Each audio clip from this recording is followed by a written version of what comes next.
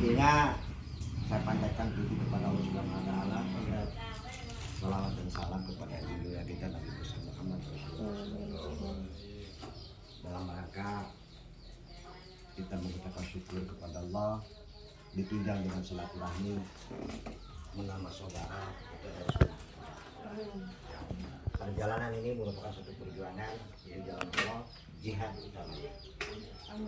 Jihadnya Bu Haji adalah untuk meningkatkan kualitas bernegara, berbangsa, dan beragama.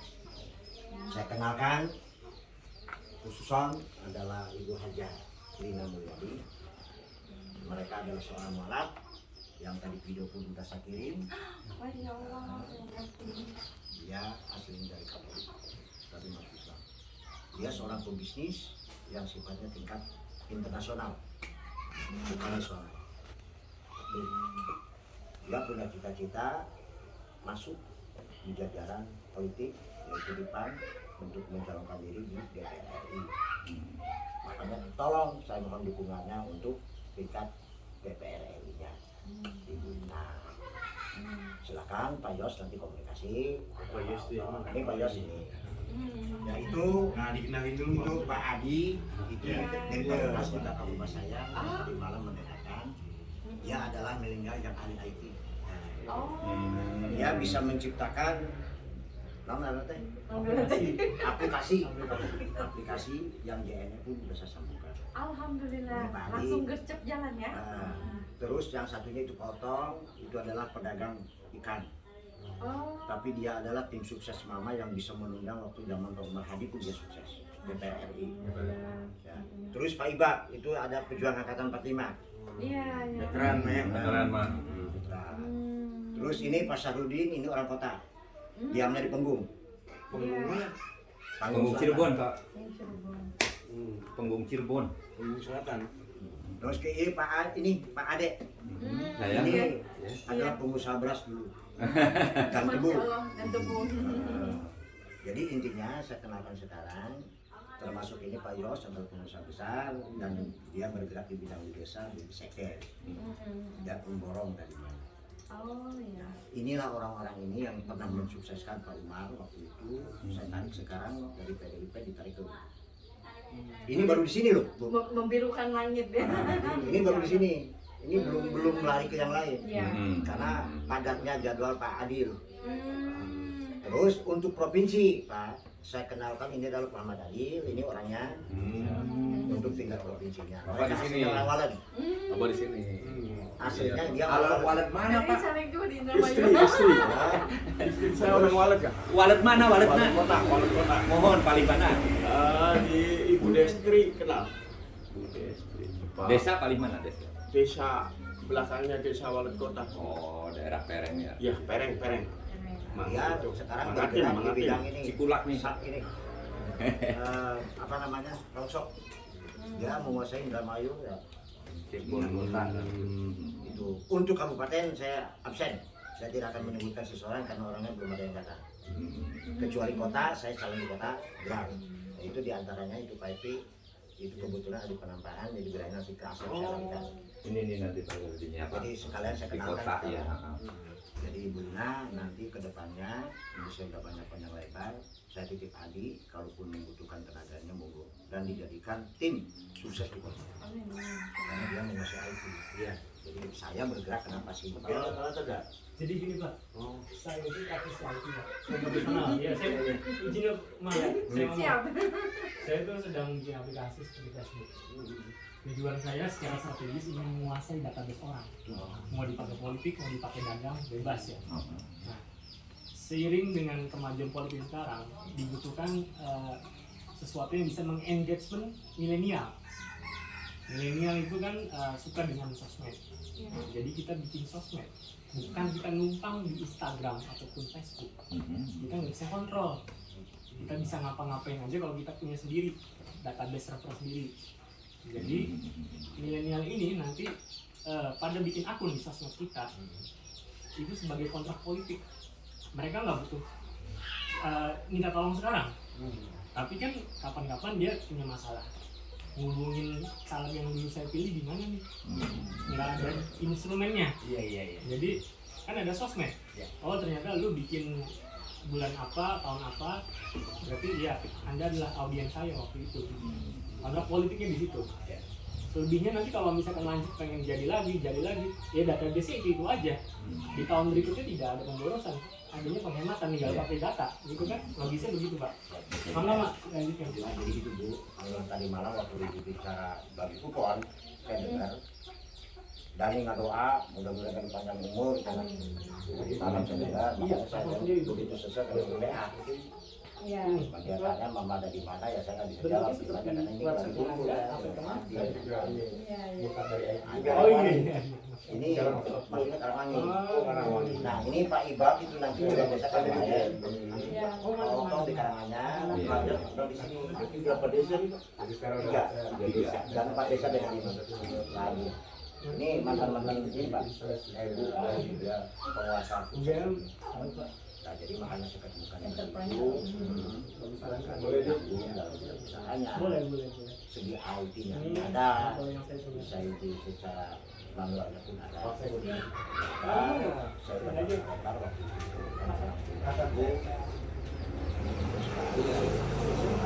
Nah selanjutnya waktu kami saya serahkan Sudah bisa dimulai? ya. Ya, bismillahirrahmanirrahim. Assalamualaikum warahmatullahi wabarakatuh. Waalaikumsalam warahmatullahi wabarakatuh. Alhamdulillah, tiada henti bersyukur kepada Allah Amin. yang senantiasa selalu memberikan kita kesehatan, keselamatan, keberkahan dan juga semangat dan kesehatan yang sempurna. Dan salawat serta salam kita panjatkan kepada Nabi besar kita, Nabi Muhammad SAW, yang selalu menjadi panutan kita untuk selalu berbuat kebaikan. Alhamdulillah, terima kasih guru saya, ayah saya, Mama Udin, dan di sini juga ada Mama Yos, saya panggil Mama Yos atau Pak Yos. Di sini terima kasih, dan di sini ada Kang Epi, ketua koordinator kita, ya ada Kang Muhammad Adil, di sini ada Kang Saprudin. Nah di sini ada Pak Hasan, di sini ada adik saya Ramadan dan saya Uli. Sini juga ada tadi bapak-bapak dan akang-akang yang luar biasa. Terima kasih banyak, dan pertama saya mohon maaf karena ada keterlambatan. Pertama di perjalanan yang cukup lumayan macet dan memang ada beberapa yang didiskusikan sebelumnya pagi tadi, jadi itu. Terus kedua, alhamdulillah ada hal yang saya sampaikan. Masih ada yang Mohon izin, saudaraku. ya, kita mau diskusi kan. Ya mohon maaf waktunya ya, karena saya pun menghargai bapak-bapak ini udah nunggu kan, kasihan. Saya ingin menyampaikan sesuatu hal kebaikan yang insya Allah saya menyampaikan bukan hanya jadi, tapi saya pribadi sudah melakukan sesuatu. Jadi saya dengan Liana Mulyadi, alhamdulillah saya basically bukan orang politik, bahkan tidak mengerti politik. Banyak saya diajarkan oleh Mama Udin, Kang Epi, sama Kang Adil gitu ya. Saya sama sekali mungkin kalau dibilang zero, saya zero politik, saya tidak tahu gitu. Tapi saya di berkegiatan sosial dari mulai saya mualaf dari umur 18 tahun. Dari mungkin papa saya Chinese, mama saya orang Sunda gitu. Alhamdulillah ya, saya dibesarkan dengan multi agama, multi bahasa, dan juga multi karakter gitu. Dan alhamdulillah juga saya syukuri bahwa walaupun saya mungkin dari kecil saya ikut papa Buddha, tapi saya juga ternyata saya harus Kristen, di dalam papa sekarang Kristen, dan saat ini pun memang kami berbeda agama. Tapi saya berpikir bahwa segala sesuatunya pasti ada perlu proses ya, dan sambil doa mendapatkan hidayah. Gitu kan, lepas dari apapun pasti itu yang terbaik. Nah alhamdulillah adik-adik saya juga sudah muslim gitu, dan saya juga berhijabnya mungkin ya ada sekitar 5 tahunan lah ya. Sambung doa saya juga masih banyak belajar tentang Islam. Jadi saya pun mengingat bahwa papa saya walaupun agama ya istilahnya, saya banyak belajar dari papa saya bahwa kalau kita mau bersedekah, papa saya kan peternak ayam ya, kalau di kampung di Garut sana gitu lahir. Dan nenek saya tuh nenek moyang tuh dari Cirebon. Kalau mungkin yang Sunan Gunung Jati itu ada Li Ong Tin, makanya nama saya Liena, sebetulnya marganya marga papa saya itu kan, dan ada link itu dari nenek dari papa gitu, yang Chinese mualaf itu. Dan saya menelusuri kenapa saya harus di Cirebon gitu, sebetulnya walaupun saya basically domisili di Bandung ya gitu, tapi alhamdulillah setelah saya ke Cirebon, saya menelusuri, tanya papa saya, memang karena ada daerah Cirebon, karena memang dari nenek, dari emak lah gitu istilahnya gitu, yang jualan bapak, terus akhirnya mungkin harus pergi, terus papa posisinya juga sudah dari kakeknya tuh meninggal, jadi udah yatim ya dari kecil, jadi memang dibalikin lagi ke Tiongkok kan waktu itu, karena memang pada saat itu kan menolak anti Cina. Dan saya pahami sekali psikologis itu, dan tapi alhamdulillah saya belajar dari papa saya itu kan sering bersedekah, setiap panen pasti 50%-nya dibagikan. Amin. Setiap ke kampung-kampung, ke daerah-daerah, kata papa, kalau kita selalu berbuat baik pasti kita akan tetap tabur tuai, hukum tabur tuai. Jadi kalau misalnya kita berbuat baik, kita pun akan dapat kebaikan dari Tuhan, bukan dari manusia itu. Dan papa selalu menerapkan dari saya kecil, kalau mau berbagi sesuatu, bagi apa yang bisa kamu beri. Sampai saat ini alhamdulillah, dari pas saya udah hijrah sebagai muslim pun saya menerapkan semua kebaikan dari papa saya, walaupun kita berbeda. Saya sampai ya alhamdulillah gitu dengan hijrah. Nanti saya cerita tentang hijrahnya, saya seru pokoknya. Jadi prosesnya ya sempet adalah konflik, ya namanya kita hijrah untuk sebagai muslim ini Pak, proses dikucilkan dari keluarga, dikeluarkan dari keluarga gitu, karena mungkin karena pada saat itu Ambrozi Bombali itu ya, Ambrozi Bombali ya, itu pada saat itu Islam itu teroris, boleh kamu agama apapun tapi gitu. Tapi mungkin pemahaman orang yang awam pada saat itu memang Islam seperti mungkin ngebom itu kan image-nya tidak baik. Nah, saya ingin mengubah filosofi untuk keluarga saya sebetulnya, bahwa saya menjadi Islam itu ingin lebih baik gitu. Dan bagaimana saya menerapkan bahwa saya ingin meluruskan bahwa Islam itu tidak seperti itu, walaupun saya juga pemahaman sangat minim pada saat itu. Tapi namanya hidayah susah ya. Kayak saya misalnya pada saat itu bermimpi kayak dapat jubah putih gitu, terus ada tongkat emas yang dimana bercahaya, itu langsung sampai saya menangis, bertawakallah kamu maka kamu akan selamat. Saya kan terbangun dari tidur saya, apalah itu bertawakal, saya lihat di Injil dan di mana segala macam bertawakal itu tidak ada. Dan hari ketiga saya baru menemukan itu ada di Islam, bahwa bertawakal itu adalah berserah diri kepada Allah. Nah, dari situ saya tuh udah keyakin aja dengan Islam itu, walaupun saya tidak tahu Islam itu bagaimana. Dari situ saya bertekad bulat bahwa saya harus berbuat baik, saya harus menjadi orang sukses, saya harus melakukan sesuatu untuk bisa meyakinkan papa saya dan keluarga saya. Akhirnya tertanam sampai saat ini. Jadi setiap apa yang saya lakukan pasti filosofinya adalah untuk sosial gitu, karena saya merasa bersyukur dengan apa yang saya miliki saat ini. Itu semua dari Allah, dan segalanya juga kembali kepada Allah. Jadi yang salah satunya mungkin nanti Mama Udin mungkin mengungkapkan bahwa saya sebagai seorang pengusaha, saya sebetulnya dari nol. Saya bukan dari orang tua saya, bukan dari apa, tapi itu pure Allah yang mengizinkan dan memberikan ridho, dan saya berikhtiar maksimal. Nah, dari situ apalagi dengan mungkin jiwa dagang saya, jiwa bisnis saya, ya saya terapkan di Islam. Jadi saya buka yayasan dan koperasi. Jadi karena saya ingin kegiatan sosial saya ada berlegalitas, saya mengumpulkan orang itu legal. Jadi saya ingin berbuat sesuatu semua prinsipnya berdasarkan secara hukum. Nah, alhamdulillah saya punya yayasan dan koperasi Lumu Indonesia yang sudah saya kembangkan seluruh Indonesia. Basically usaha saya properti, dan juga ada umroh haji yang saya juga dengan almarhum Syekh Ali Jabir, mungkin tahu, yang sudah meninggal. Almarhum Syekh Ali sekarang dilanjutkan oleh adiknya Syekh Muhammad Jabir. Nah, di sini ada program-program yang saya ingin sampaikan, dan ini bukan janji karena saya sudah melakukan. Jadi saya selama 9 tahun ini saya di umroh haji, terus juga saya di hampir 16 tahun saya di properti. Mungkin ada yang saya bisa kembangkan di sini. Nah, ketiganya saya kan punya networking. Saya punya networking dengan beberapa kementerian. Salah satunya Kementerian Investasi BKPM dan Menteri Perdagangan yang saat ini menjadi Ketua Umum saya sekarang, Bapak Zulkifli Hasan, sebagai Menteri Perdagangan, dan dimana filosofinya juga bagus, itu ingin membantu rakyat. Dan mulai minyak kita juga kan, waktu minyak lagi pas ini beliau hadir untuk bisa memberikan yang terbaik untuk bagi UMKM, karena saya juga pelaku koordinator UMKM. Jadi di situ saya melihat, karena connecting saya dengan beberapa menteri-menteri ini atau beberapa kementerian ini membuat saya harus membantu. Buat apa punya link ini deket pejabat ini kalau tidak terconnectingkan kepada masyarakat? Saya bilang mungkin ini saya jembatannya, itu harus ada yang menyampaikan.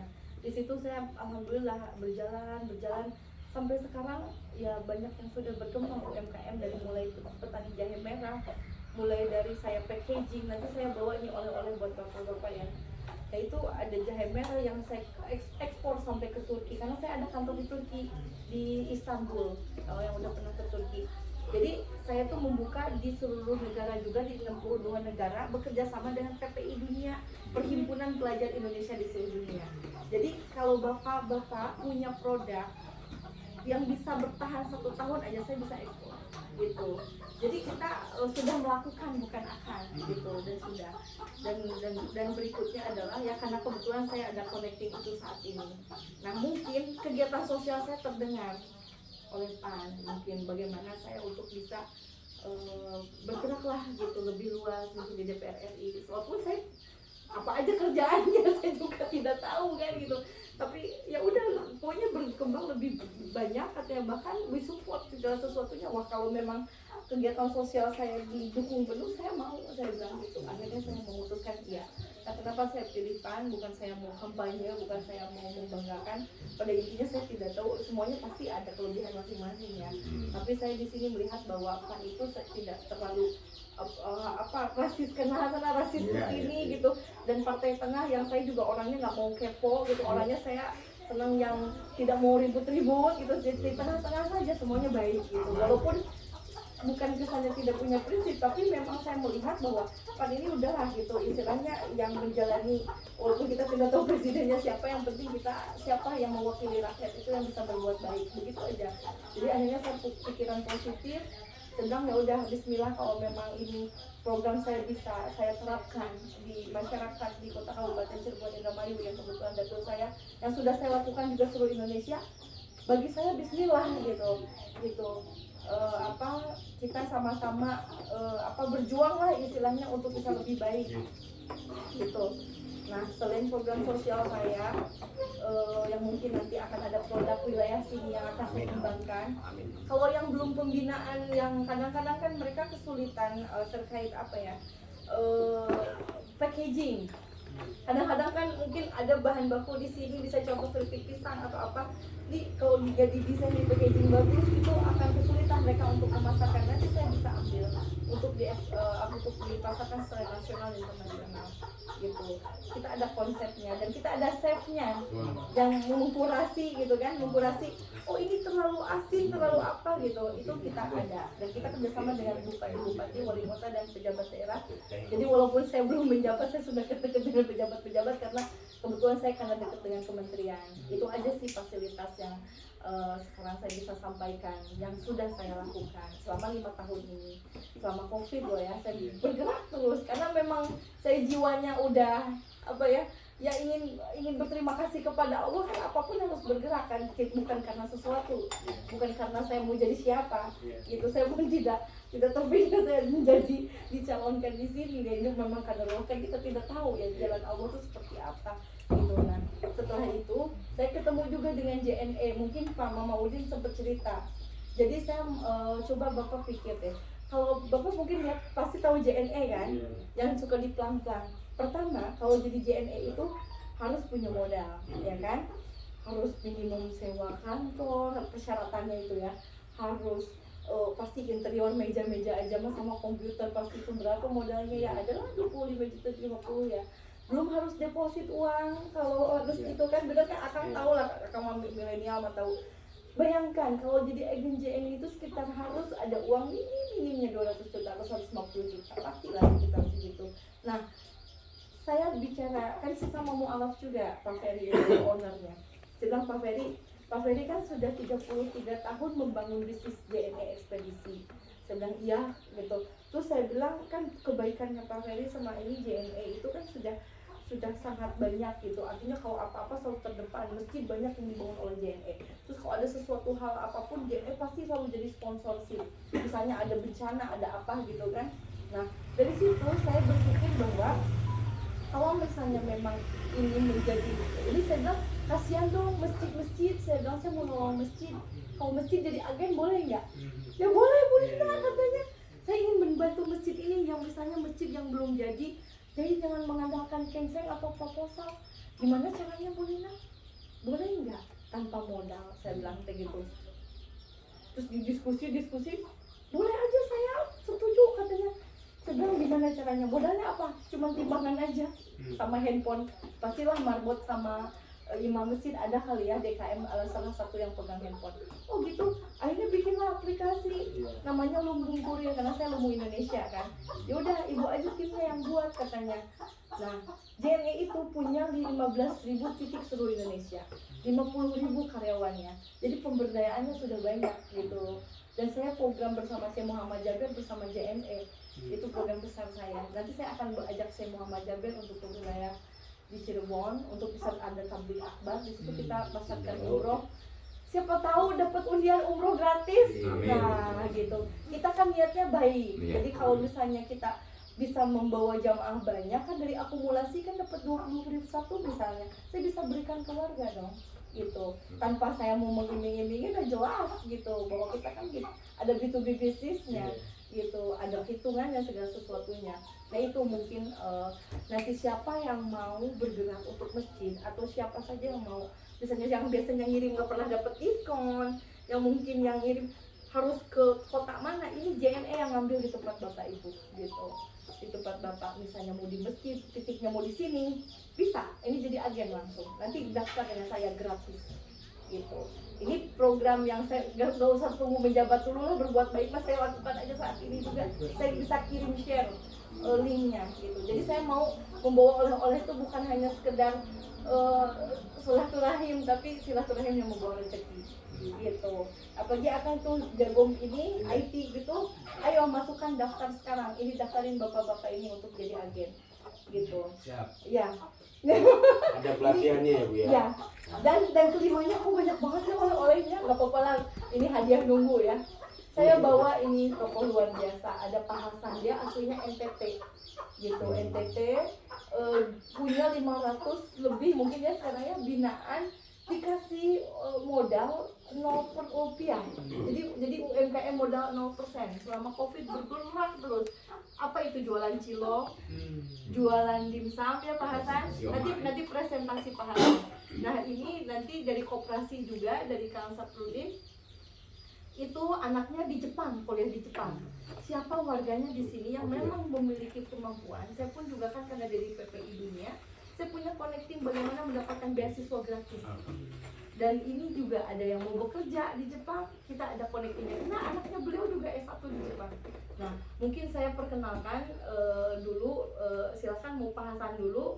Pak Hasan dulu mungkin ya, tentang modal, bagaimana tentang UMKM modal nol, dan mungkin bisa diterapkan di sini. Silakan Pak Hasan. Bismillah, assalamualaikum warahmatullahi wabarakatuh.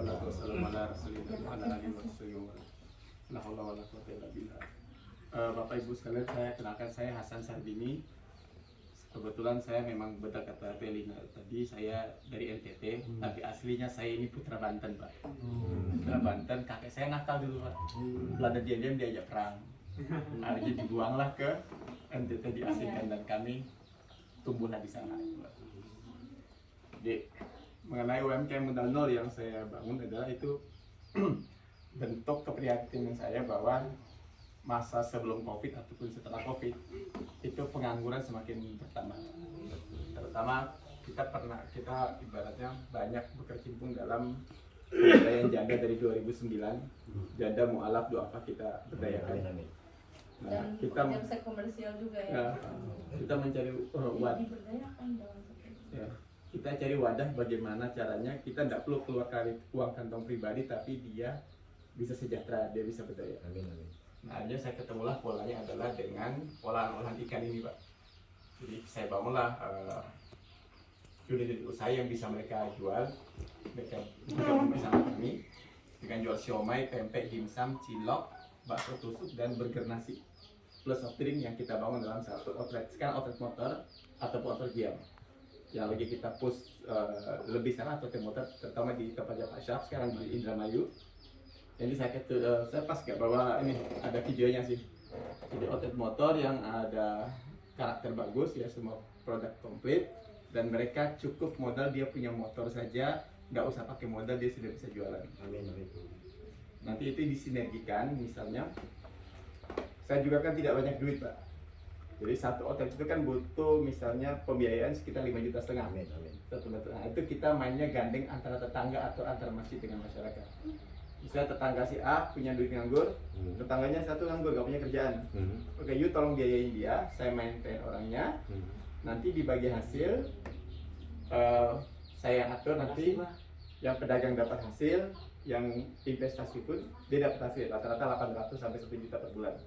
Dengan uang yang dia keluarkan cuma 5,5 juta. Nah, makanya buat caleg pun, ketika caleg masuk, duitnya nggak hilang. Dia masuk ke situ, kita maintain, duitnya kembali lagi. Jadi saya juga coba jalin kerjasama dengan lembaga zakat. Saya bilang lembaga zakat, pemberdayaan kalian kenapa rata-rata bangkrut, rata-rata gagal karena tidak di-maintain pedagangnya. Pedagang dilepas, dikasih duit, kasih gerobak, lepas yuk terserah mau jualan apa nggak, ini rusak. Nah, kalau kita kan produk sudah diproduksi di pabrik saya, kita maintain sistem penjualannya, jadi mereka ibaratnya hanya tinggal, oke, saya tinggal jalan, jualan, selesai. Jadi bisa kita jamin keberlanjutannya. Nah itulah yang saya bangun saat ini.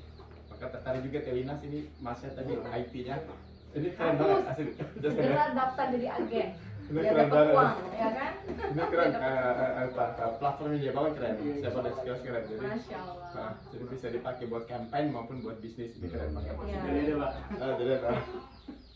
Jadi kurang lebih itu dulu paparan dari saya.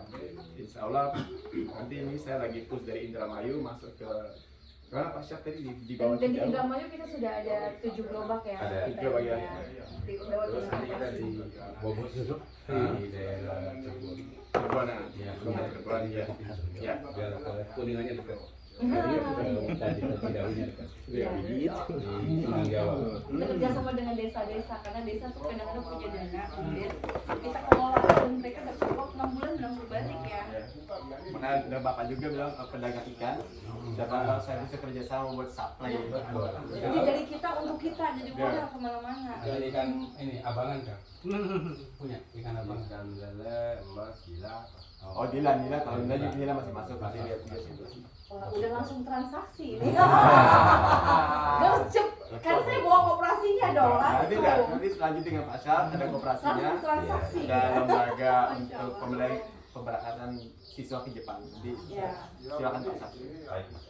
Assalamualaikum warahmatullahi wabarakatuh. Waalaikumsalam. Alhamdulillah ya kabar saya menolak pada satu kepada Rasulullah wa ala alihi wasallam. Pertama sudah berkata dengan nikmat Allah ini kita dipertemukan ini kan kalau tidak ada kehendak dari Allah nggak bisa ya Pak. Iya, dari kebetulan. Kemudian yang kedua dengan pilih sepuh Pak sepuh desa sini, Bapak, Abah dan semua yang ada di sini saya bersyukur sekali. Tadi kita bersilaturahim dan saya nambah saudara. Amin. Ya, waktu saya lagi di patrol Pak. Kebetulan kakek saya dari ibu orang di Gresik. Gresik Cirebon. Ibu dari ibu saya orang Cimaringin. Jadi nggak jauh ya, sama Cirebon ya. Pada baik berarti ya. Nah, terus bapak dari bapak Pekandangan Indramayu. Saya keluarga besar dari sana. Dan dilahirkan bapak saya di sana. Besar karena dulu yang namanya orang santri nawatok kenapa? Ketika ditugaskan di patrol ya saat di patrol. Akhirnya di sana berkembang dan semua sampai terjadi pertemuan dengan bapak-bapak. Saya pulang ke Indramayu itu 2017 Pak. Di saat kondisi memaksakan saya suruh pulang dan membangun setelah melihat dari luar Indramayu itu eks lah Gimana? X bapak. X. Ya, Perempuannya X. X. Laki-lakinya identik dengan TKW, TKI, Ya. pekerja di luar negeri hanya sebagai pekerja. Ya. Nah akhirnya saya miris dan saya berasumsi cukup, tapi nggak usah dipubliskan. Ya. Cukuplah yang korban pendidikan itu kami saja, istri saya. Kenapa? Kita kuliah di mana, lulus jadi apa? Yang ketawa, para ini pasti paham. Betul.